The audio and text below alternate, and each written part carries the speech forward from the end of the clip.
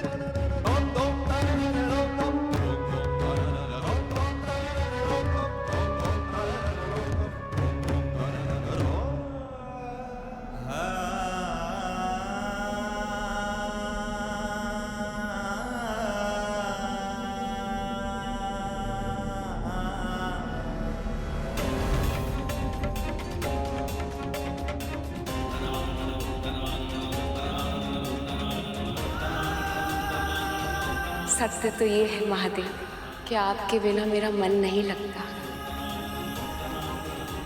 भूख, प्यास, निद्रा, ये सारी आवश्यकताएं मुझे व्यर्थ लगती हैं।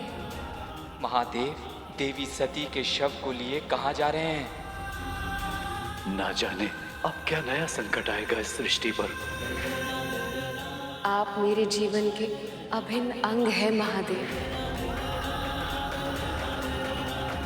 अब मैं भी आपके जीवन का अभिन्न अंग बनना चाहती हूँ।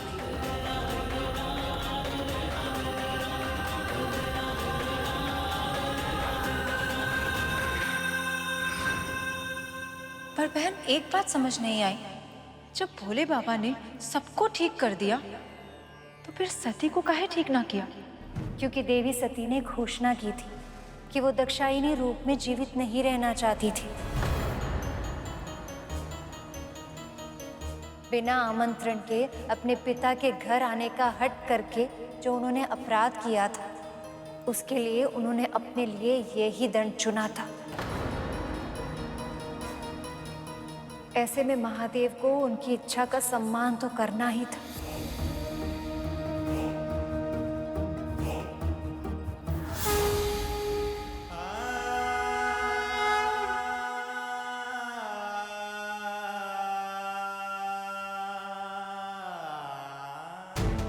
महादेव कहाँ जा रहे हैं देवराज?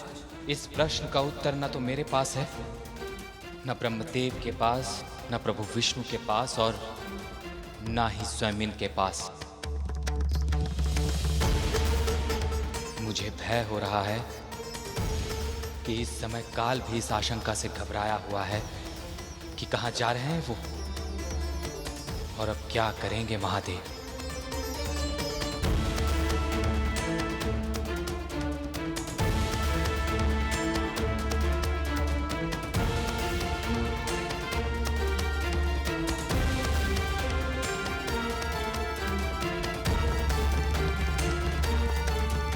अब तक मैंने केवल अर्पण किया है, पर अब स्वयं को समर्पण करना चाहती हूँ। मैं आपको अपना पति परमेश्वर मान चुकी हूँ महादेव। क्या आप भी मुझे अपनी अर्धांगिनी के रूप में स्वीकार करेंगे? ये वरमाला केवल और केवल महादेव के गले में सुशोभित होगी। मेरी प्रेम की शक्ति महादेव को यहाँ तक लेकर आएगी। मेरे होते हुए आप कभी अकेली नहीं हैं सती। आप मेरा ही भाग है और मैं आपका।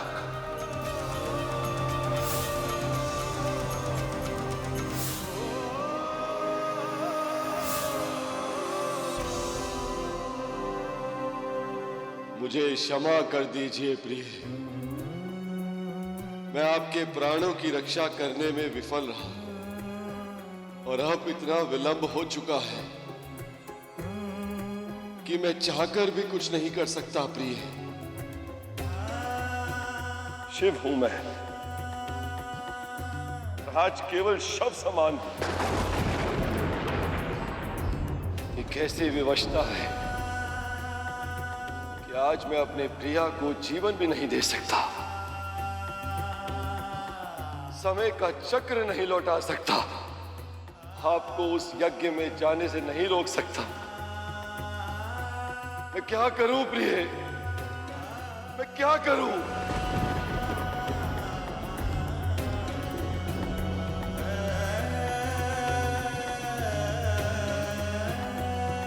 महादेव, मेरे स्वामी, आप मेरे बिना कैसे रहेंगे? अब कौन करेगा आपकी ये सेवा?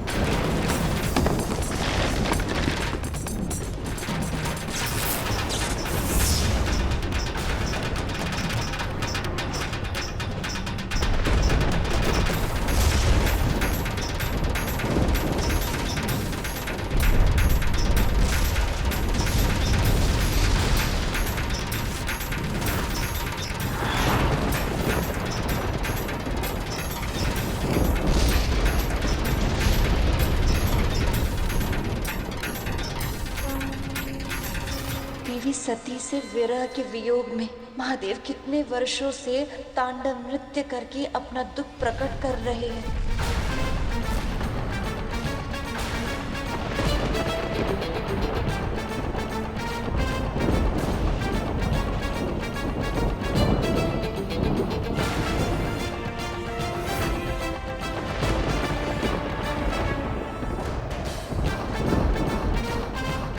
यदि महादेव ने अपना तांडव शीघ्र ही नहीं रोका तो घोर अनर्थ हो जाएगा।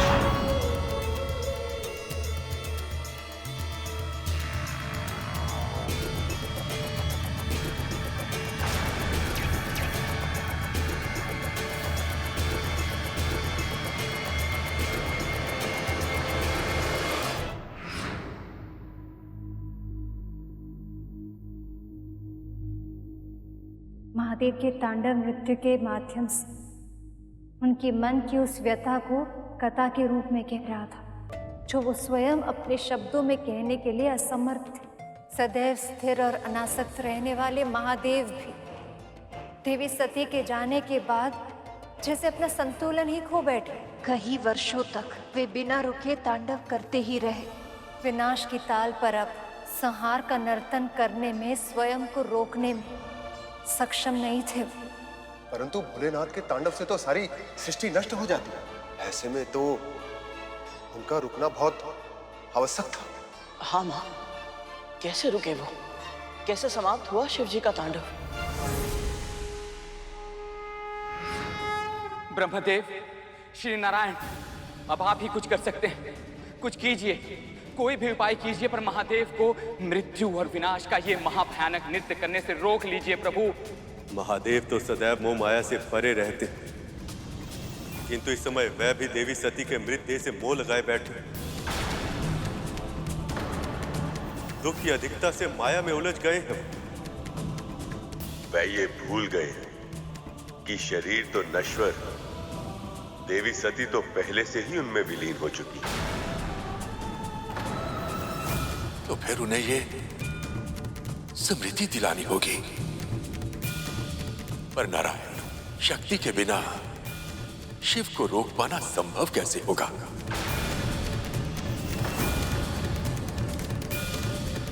हे नारायण, अब तो आप ही से आशा है। आप ही हैं जो इस समस्या का समाधान निकाल सकते हैं।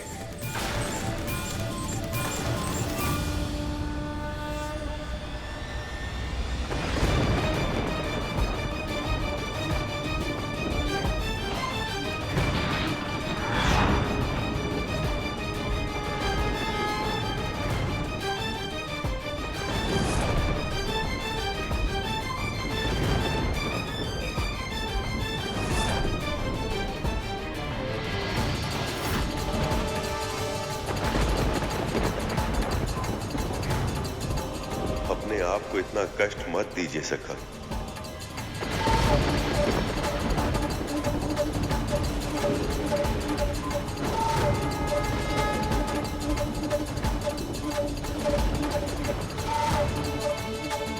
हे सखा, मुझे क्षमा करिए। इस सृष्टि की सुरक्षा के लिए मुझे ये करना पड़ रहा। इसके सिवा मेरे समक्ष और कोई विकल्प नहीं।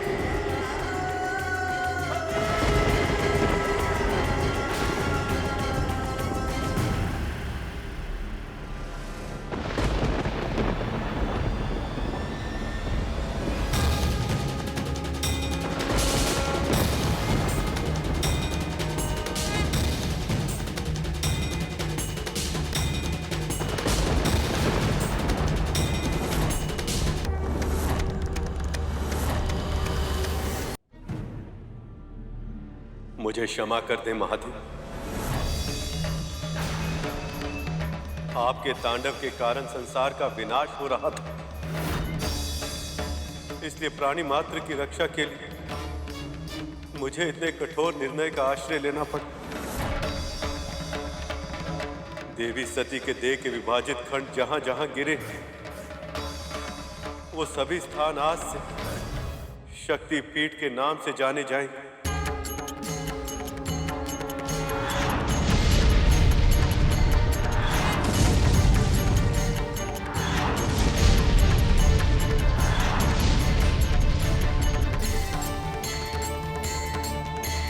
अनंत काल तक वहां भक्त देवी का पूजन करेंगे,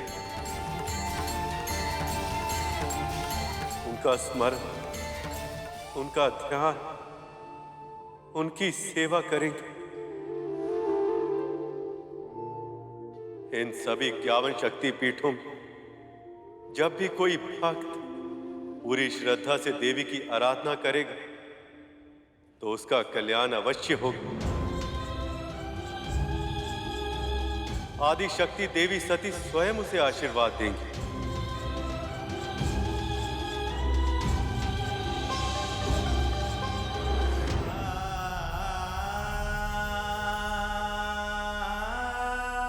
हमारा साथ बस इतना ही था महादेव। आपकी छवि को अपने हृदय में बसाकर आपसे विदा ले रही हूँ। हो सके तो मुझे क्षमा कर दीजिएगा। देवी सती के देह के अनेक भागों में बट जाने के बाद उनका तांडव तो रुक गया था, पर शिव फिर से सामान्य नहीं हो पाए। संसार से विरक्त होकर वो गहन समाधि में लीन हो गए।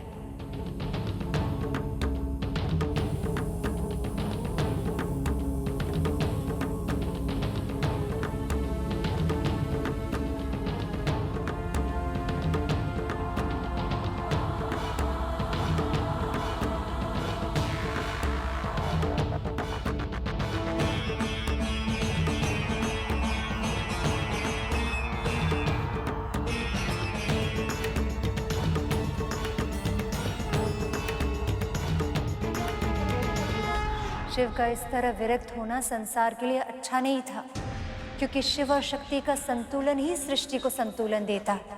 जब वो दोनों एक दूसरे से दूर हो गए तो सृष्टि शक्ति विहीन हो जाती है, पाप बढ़ने लगता है, बुराई प्रकट होने लगती है और विनाश निश्चित हो जाता है। इस बार भी शिव और शक्ति के अलग होने का परिणाम शीघ्र ही दिखने लगा। असुरों को फिर से उभरने का अवसर मिलने लगा। ऐसा ही एक महाशक्ति असुर था, तारकासुर। अन्य असुरों की तरह उसने भी वरदान की शक्ति पाने के लिए ब्रह्मदेव की भीषण तपस्या की। ओम वेदात्मने विद्महे हिरण्यगर्भाय धीमहि तन्नो ब्रह्मा प्रचोदयात्। ओम वेदात्मने विद्महे हिरण्यगर्भाय धीमहि तन्नो ब्रह्मा प्रचोदयात्।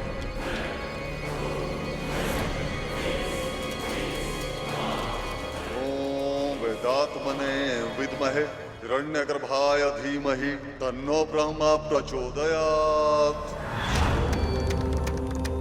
तुम्हारी तपस्या पूर्ण हुई तारकासुर।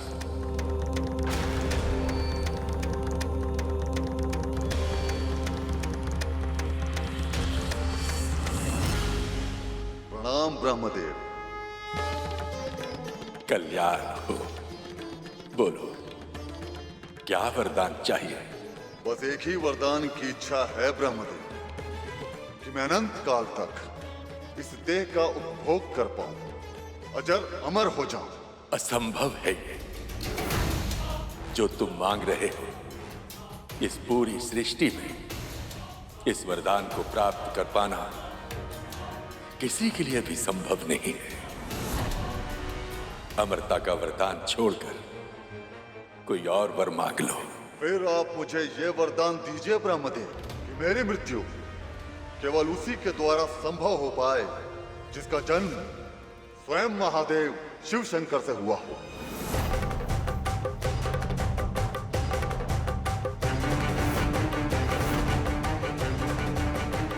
तथास्तु। अर्थात जो मेरी कामना थी वो पूर्ण हो ही गई।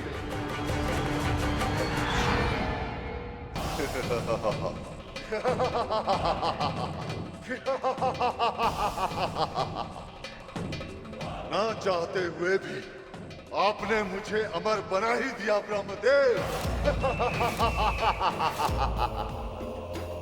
शिव शंकर की पत्नी भस्म हो चुकी है और शिव संसार से विरक्त होकर गहन समाधि में जा चुके हैं।